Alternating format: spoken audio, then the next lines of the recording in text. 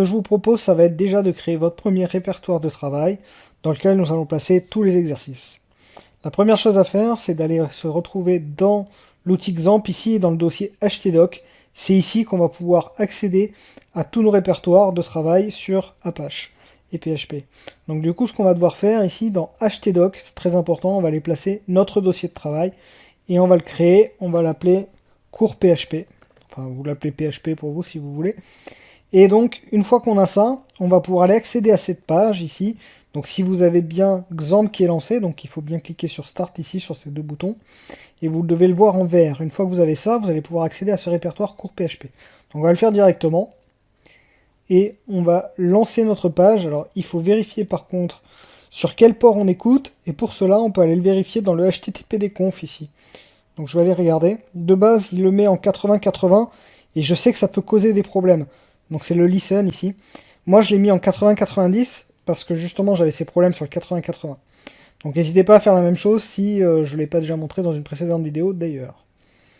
Donc on va aller sur ce localhost et on va marquer le port, donc en 80-90. Et là on va pouvoir accéder au répertoire dashboard. Alors de base il se lance comme ça, et on n'accède pas au répertoire qu'on veut. Donc ici à la place de dashboard, on va pouvoir remplacer et écrire cours PHP, donc qui correspond à celui qu'on veut. Donc c'est ce que je vais faire, je vais prendre son nom là déjà. Et je vais remplacer ici dans la barre, et je vais mettre cours PHP. Voilà. Donc c'est là qu'on va pouvoir avoir tous nos répertoires et tester tous nos sites, toutes nos pages PHP qu'on va faire. Ce que je vais faire, c'est que je vais le mettre d'ailleurs en favori. Ça m'évitera de perdre trop de temps pour y retourner les prochaines fois. Voilà. Donc une fois que je l'ai en favori ici, je vais pouvoir aller ouvrir mon répertoire de travail dans Visual Studio Code. Donc ce que je vais faire, je vais lancer Visual. Et on va aller intégrer ce dossier qui va nous servir du coup de base de travail. Alors, pour l'intégrer, on l'attrape et on le glisse directement dans le dossier ici. Alors j'en ai déjà un, mais c'est pas le bon. Alors, je vais le remove, voilà.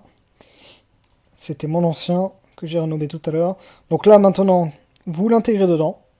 Et là, vous voyez bien que vous avez votre répertoire vide.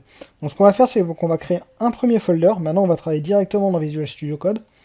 Et on va aller créer notre premier folder, et on va l'appeler exo1, tout simplement. Et à l'intérieur, on va pouvoir créer notre premier fichier PHP.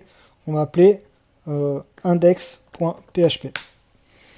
Donc une fois qu'on a ça, ce qu'on peut faire, c'est aller vérifier déjà que ça s'est bien créé à ce niveau-là. Donc comme vous pouvez voir, on a bien notre premier répertoire qui est apparu, j'ai actualisé ici. Et on peut lancer cette page. Donc de base, il faut savoir que si vous avez plusieurs pages HTML ou PHP, celle qui sera lancée par défaut, c'est celle qui s'appellera index.php ou index.html. Donc ici, on n'en a qu'une, donc ça l'a lancé directement. Si par contre, j'ai pas de page index.php, donc si je l'appelle, je sais pas, toto.php par exemple, on va revenir dans le dossier précédent. Ici, on va cliquer sur exo1.